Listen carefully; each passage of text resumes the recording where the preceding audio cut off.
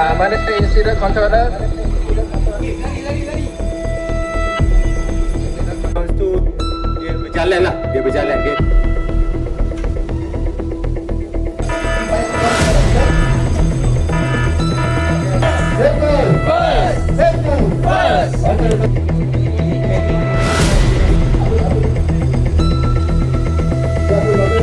Chemical spillage punya team. Sini. Okey, jangan gerak, jangan gerak. Okey, tengok dulu ah.